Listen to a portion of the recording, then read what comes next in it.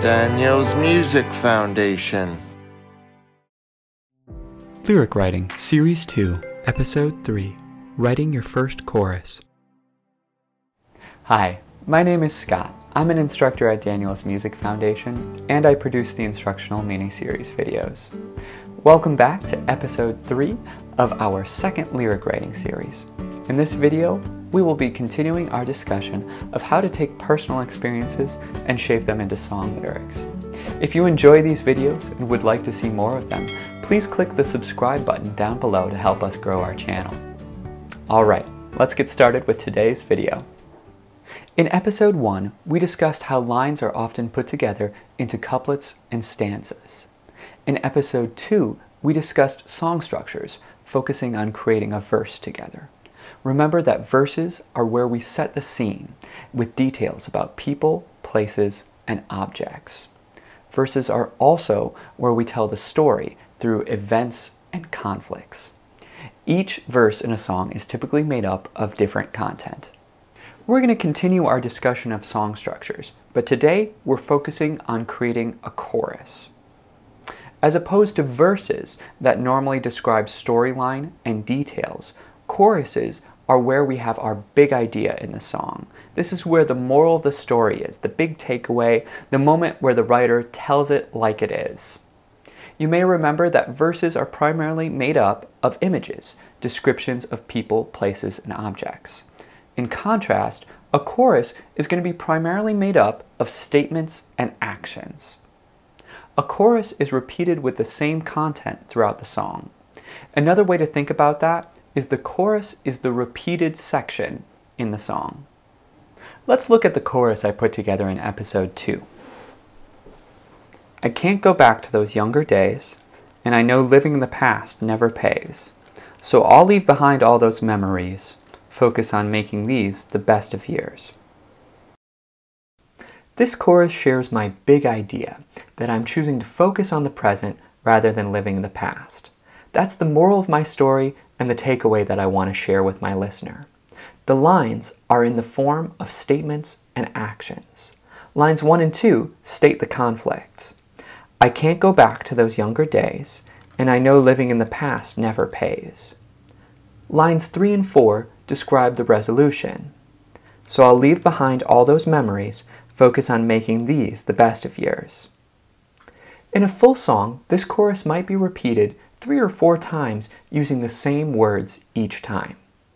Before writing your own chorus, you should have a clear idea of what your story is and what you want to say. As we've done in the past, select a personal experience, then choose a specific moment from that experience that you want to focus on.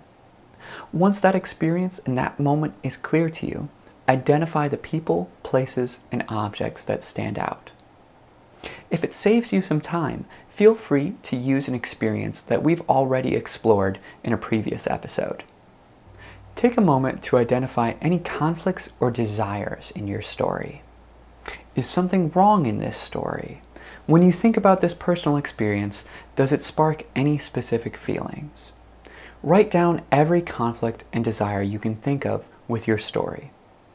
With my song, I identified these conflicts: a longing for childhood joy, missing a friend, and sadness about the present. In my song, I've identified longing for childhood joy as the main conflict and desire. Go through the list of conflicts and desires that you found for your song and find which one feels best to you. Write it down on its own line or circle it so you know which one to focus on moving forward. Now that you've identified your conflict, we'll need to find a resolution for this conflict. How is this issue going to be solved? What actions will be taken? Take some time to write down or record every resolution that you can think of for your conflict. For my song and my conflict, I've come up with these possible resolutions. Continue to be sad and nothing changes. Remember the past fondly, but focus on the present. Forget all these memories so they don't bother me. All of these are possible resolutions for my conflict, but I'm only going to choose the one that feels best to me. You should take some time to find the resolution that feels best to you and your story, because it will dramatically shape the direction of your song.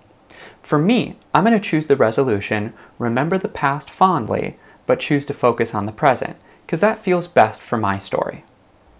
Once you have your conflict and your resolution all planned out, it's time to begin writing lines for your chorus. Remember that a strong chorus is made up of statements and actions.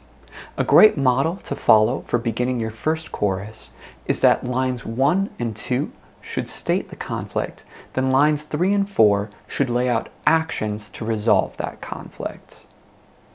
To begin lines 1 and 2, I often find that it's helpful to begin with statements like, I know, it seems like, or it feels like, as you transition into talking about your conflict. Line 1 should use one of those statements or something similar to introduce your conflict, then line 2 should further describe your conflict in the form of a statement. Do your best to end your lines with rhyming words, but remember what's most important here is your story. Like I demonstrated in episode 2, I often write out the main concept of my lines and then come back afterwards to tweak words here and there to add in rhyming sounds. There's no right or wrong way to do this. It may be easier for you to start with a story, or it may be easier for you to start with the rhyming words.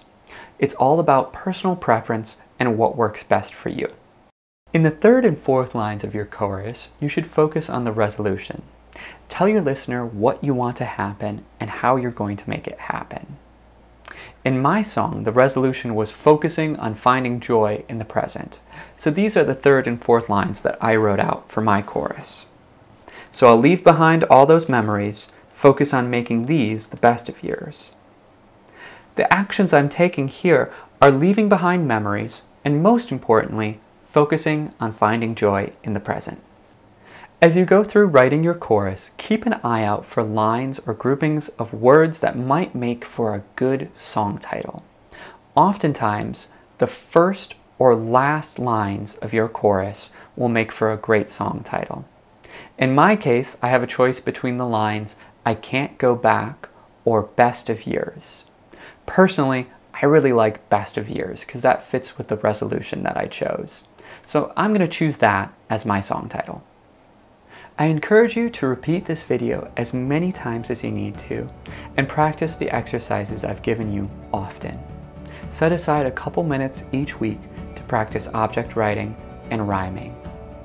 Identify significant personal experiences and explore the people, places, and objects that stand out in these stories.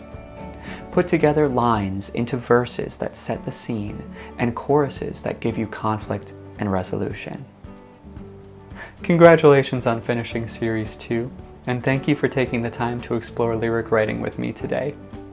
If you enjoyed these videos, please click the subscribe button down below to help us grow our channel and celebrate the joy of music together.